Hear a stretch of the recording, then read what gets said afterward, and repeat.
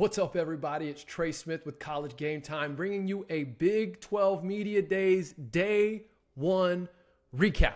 But before we get into it, you know what to do. Like, subscribe, share it with a friend, comment at the end. And if you're feeling generous, go ahead and leave a super thanks. But if not, no worries. So we've just wrapped up day 1 of Big 12 Media Days. Brett Yormark came out and kicked things off. He showed the new video. I thought that was pretty cool. I made a reaction video to a couple of things that he said in regards to expansion and in regards specifically, indirectly, that nothing was on the table as it pertains to West Coast or out West, Four Corners type schools, but that he does have a plan that he would like to see executed sooner than later. And in that reaction video, I talked about how I think it's UConn is the one that the Big 12 is locked in on right now, and Brett Yormark's got his sights set on. And since posting that video, which if you haven't watched it yet, I would encourage you to go watch it after this. I've had a very reliable source contact me on Twitter who saw the video and said, Trey, you are dead on. He is locked in on UConn right now. ESPN will subsidize them. And this person also said they think, based off what they're hearing, that the Pac-12 is going to stay together. But as we all know, it's contingent on this media deal. But take that for what it's worth. That's what I've gotten, information I've received since I posted that video. But I want to talk about the actual media days event, the coaches, right? I'm not going to do a deep dive on every single team and every single coach or anything like that. Not right now, at least, but just to kind of go through a general overview of the lineup for today. Started with TCU, Coach Sonny Dykes. I think the thing that he seemed to feel really good about was his skill position players. He said that he felt like his skill position players this year were going to be better than last year, which that could be scary if that's the case. And it fits the bill, though. I mean, they've had several transfers from Bama. They've had the former 5-star running back. They've had the offensive tackle. They've had just, sort of a reload of talent, an influx of talent coming in through the portal, which is nothing new for Sonny Dykes. He did the same thing at SMU when he essentially put SMU back on the map during his time there. So I thought that was an interesting thing for him to say. And then he talked about his excitement for Kendall Briles as he's bringing in a little bit different philosophy, a little bit same philosophy, but a little bit different system. And then Chandler Morris, right? He won the job last year, got hurt, lost it to Max Duggins, and then all of a sudden Duggins goes on to become a Heisman finalist and leads TCU to not just a playoff appearance, but a playoff win. And then they had the Georgia situation. But anyways, I thought that was the thing that stuck out to me. I'm curious what your thoughts are, especially if you're a TCU fan. You may have a little bit more insight that can shed some light behind why Sonny Dykes seems so confident in his skill position players. And of course, he did talk about his O-line too, that he anticipates being very good. So that could be another year of a scary offense. Then there was Dana Holgorsen with Houston. He said there's a lot of excitement around campus. I can only imagine. He said it's really helped in recruiting, making this jump, that there have been some kids that they were really down to the wire on. Sorry, check my mic. They were really down to the wire on, but then when it came down to it, the kid would tell him, man, coach, I really just want to go play for a Power 5 school. And his exact words were, I mean, I know, I hear you. I want to coach a Power 5 school. It's like, but you were coaching a Power 5 school. Then you went to Houston. Anyways. Not going to go there. But he talked about, they asked him about Texas coming to town this year. Texas is last year in the Big 12. There's going to be a little bit of Southwest Conference nostalgia. They didn't say that, but that's what I felt. That's what I thought. It was interesting, though. I don't really know what to expect out of Houston this year, because especially when they asked Holgorsen about Texas, and I know this is kind of coach speak and what you're supposed to do, but he seemed genuinely concerned about UTSA. Partly because UTSA is really good, and partly because they went, I think, triple overtime a season ago. But they have UTSA. He seemed a little concerned about them. Again, not sure what Houston's first year in the Big 12 is going to be, but we don't have to wait much longer to find out. Then we had Lance Leipold with Kansas. I like Coach Leipold and just his composure and how he conducts himself. What I got out of his little sit down with the panel was this. Don't underestimate how much a season, like a really quality season, how much that can do for the internal support for a particular program.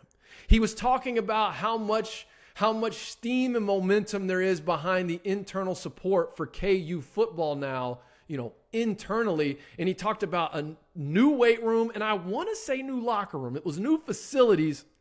I didn't put it in my notes here, but it's stuff that's going to be ready for fall camp. And that's all off the wave of last year. And what's crazy is they went, they go 7-6 or something like that.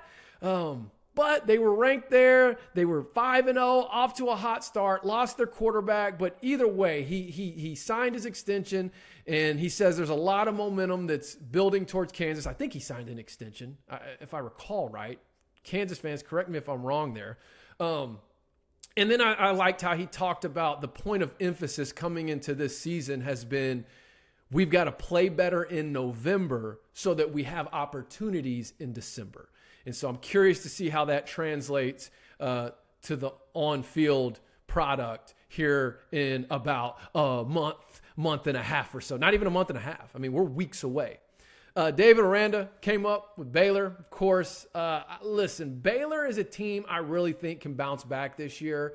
If Blake Shapen can really find that rhythm that he had closing out the 2021 season.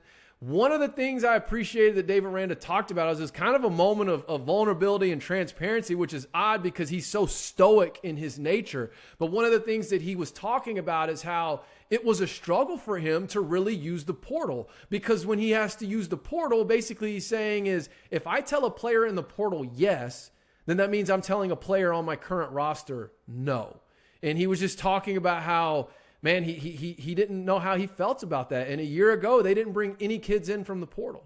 And as a result, I mean, their season, their team didn't benefit from that.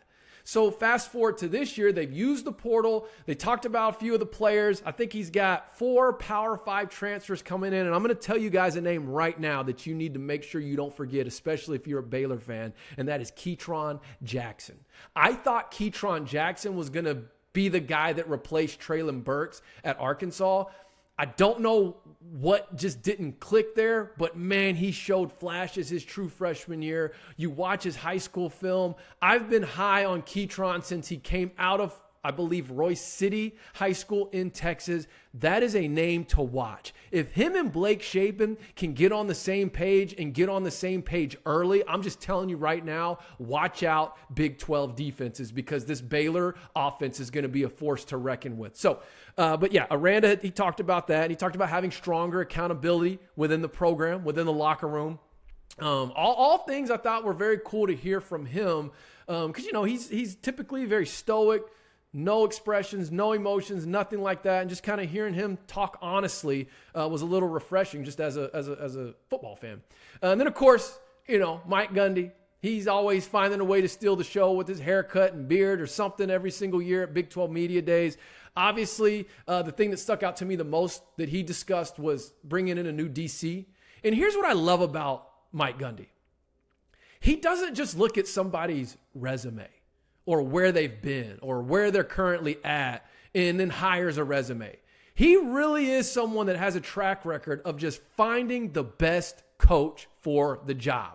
Bringing them in, talking to them, getting them on the board, and hiring who he thinks is the best man for the job, regardless of what they've done in the past, or I should say where they've been in the past. There's a lot of guys at the Power 5 level that they'd rather go hire some NFL intern type coach just to say, oh, we brought a guy in from the Green Bay Packers, or we brought a guy in from the Falcons, because they don't want to have to say we brought a guy in from D2 Gannon, which is where I think new defensive coordinator Brian Nardo is from. But then he said he brought him in front of the coaches. The coaches liked what he had to say on the board, but he's a younger kid, and they were like, how's he going to be in front of the players? And so Gundy was like, I'll get in front of the players. I need him to implement this system because Oklahoma State, if you don't know, they're moving to a 3-3-5 this year, get a little bit more, get more athletes on the field, and he's someone that can come in and implement that. Gundy didn't have anyone on the staff. He felt comfortable with implementing that. He said, I'll get in front of the kids. I just need him to teach the system.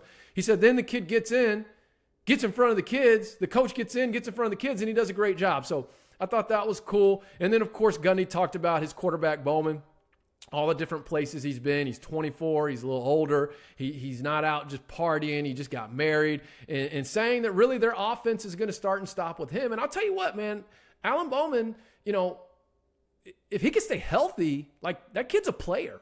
So we'll be curious to see how that plays out as the season gets rolling. Of course, Texas, Coach Sark, his big point of emphasis, at least that stuck out to me, was talking about managing expectations, because they've basically got the reputation, the Longhorns do, where the 5-star talent on paper, we don't tend to see translate to 5-star victories and results on the field. And they were asking him, how do you deal with managing those expectations? And he said, man, the first thing we do is we just acknowledge it, right? We have to acknowledge those expectations, see that they're real, and understand that we all came here because that's what we wanted to do. Like, we knew that target was going to be on our back. We knew that's the expectations that were going to be on us, and now we got to go out and prove it. I mean, listen, I'm not a big Texas fan. Most of you know that, especially if you followed me from day one. But I can appreciate Sark's approach, how he composed and conducted himself in the interview.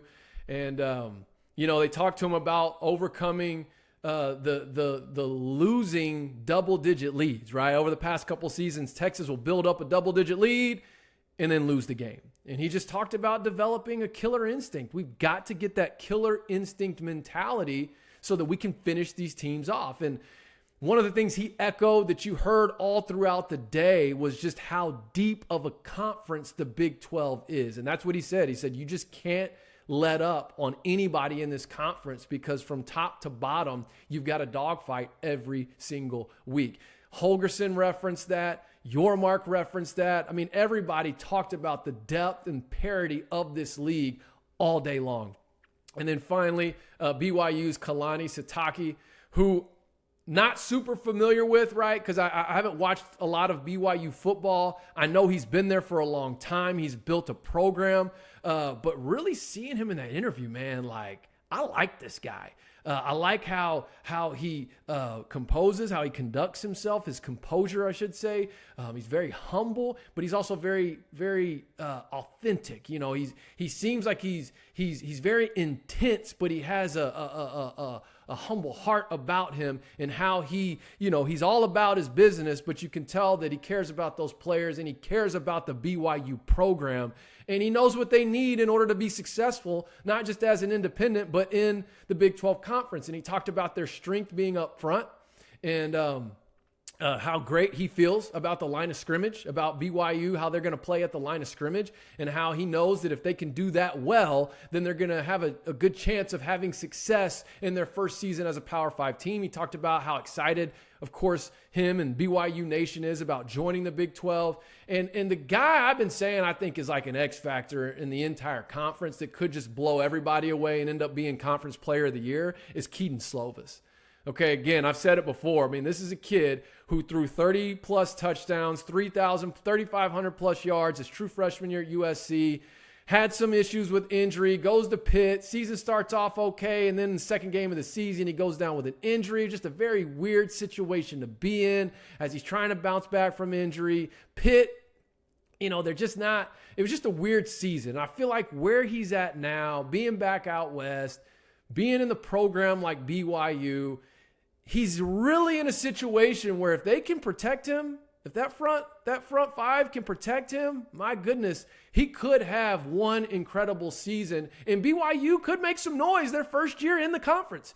It's a very exciting time, not just because it's the beginning of the college football season, but also because it's cool to see a league that week in and week out, you're going to have a lineup of dogfights right there before you. So that's my wrap up for day one. I'll bring you another one of these tomorrow to wrap up day two. And Hey, when talking season officially starts, that means it's only a matter of time before the football season officially starts. And I know, just like me, you all cannot wait to spend your Saturdays in the fall, kicking back, watching some college football. I'm right there with you. Thank you for watching. Leave me some comments of your thoughts. What was your takeaways from Media Day? What are you expecting to see this season? All that good stuff. Appreciate you for watching. That's it for me, Trey Smith, College Game Time.